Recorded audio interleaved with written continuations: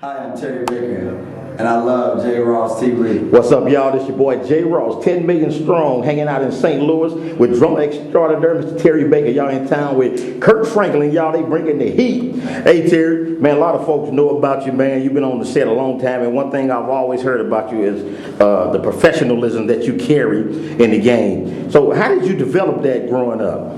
I think the biggest thing that I had in my life as a young musician was older professional musicians that helped kind of push me in the right direction. All my uncles played drums, keys, bass, guitar, so I always had them mentoring me and kind of molding me into the musician that I am today.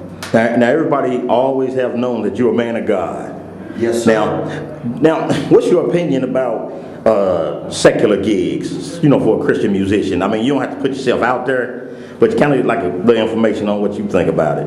Well, I think music is music. There's some gigs that I would probably not do, and there are some that I would do. And I think it's all depends on your relationship with God and the places that you feel comfortable with playing in. Mm-hmm. Some gigs I choose not to do only because I feel like there are certain things that maybe I struggle with, that I want to put myself in a position to have to deal with that. It's like sometimes going into the lion's den when I know that that's going to bite me, or it may have the possibility to bite me. So, but as far as that, I think to each his own. I think there's a lot of musicians out there that hold up and live a life, a good Christian life and a good godly life rather, and that are able to do that. So, I think to each his own. I think God didn't call me to do that. So I'm just doing what God has called me to do.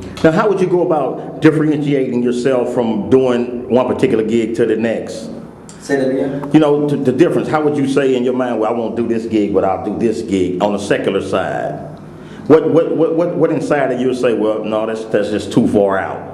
Well, I think some things, I pray about, with God, and to see if the things or the artist that is performing, if there's something that may be conflicting with my walk with God. Mm-hmm. And it may be in the lyrical content, that may be in their lifestyle. So it just depends on those things for me and who they are, because I don't want to be working with somebody that ain't trying to at least live a good, clean life, mm-hmm. or their music is talking about calling women out their name, or just a whole bunch of stuff that I wouldn't want somebody to say about my wife or my mother, or so on. So it just depends. I guess that's how I would make that decision. Yeah. Now, in being married, how does that affect your life on the road back home? Well, it's hard sometimes, but I think what you have to do is you have to work at it.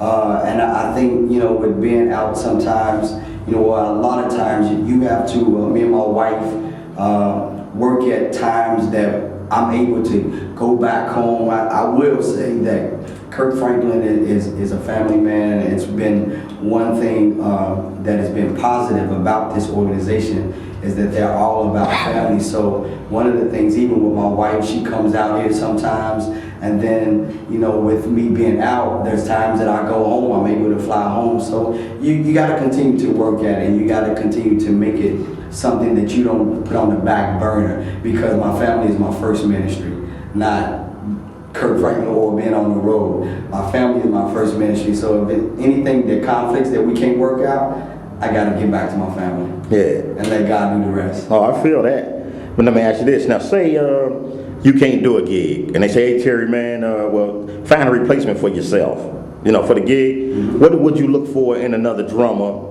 to fill your spot while you're out that particular day? Well, the couple of times that I haven't been able to do this, a friend of mine by the name of Calvin Napier, mm-hmm. I called him to fill in for me. He was familiar, and then he's just a great friend.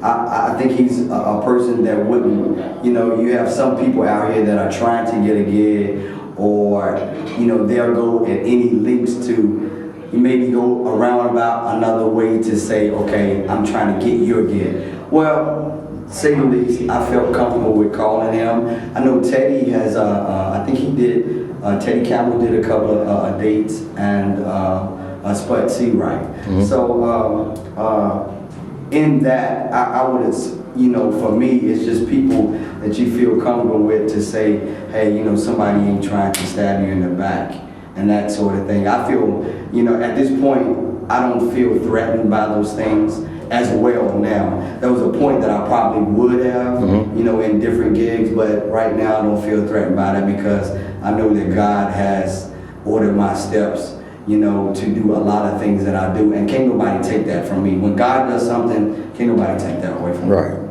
Now, what made you start playing drums in the beginning? Girls? No. Church? Showing off? My grandfather was a deacon in the church. I've been in church all my life.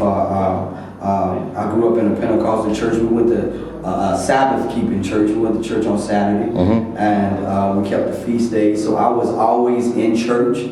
So initially, I come from a musical background. My whole family, the Mapson family, in Lexington, Kentucky. So I come from a family of preachers, musicians, singers. I mean, the full Levitical priesthood. So I was always around it. So that's what the drums is. One thing that sparked me, and one thing that I kept doing.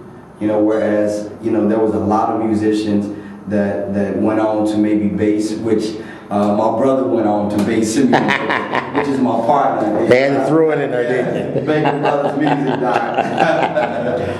So drums is the one thing that I kept up with. All right, now, how would you recommend to the young cats coming up behind you on taking care of their finances and being prepared for retirement or just settling down in years to come? I think the one thing that we have to, and that's probably one thing that we haven't been good stewards over is our finances, and looking things from a standpoint of finding out what it is that I can do to secure myself and my family. I think one thing that you have to always look at, you know, stability-wise, is putting back and not always trying to keep up with society and everything that's going on. Because at the end of the day, this is a business that is up and down.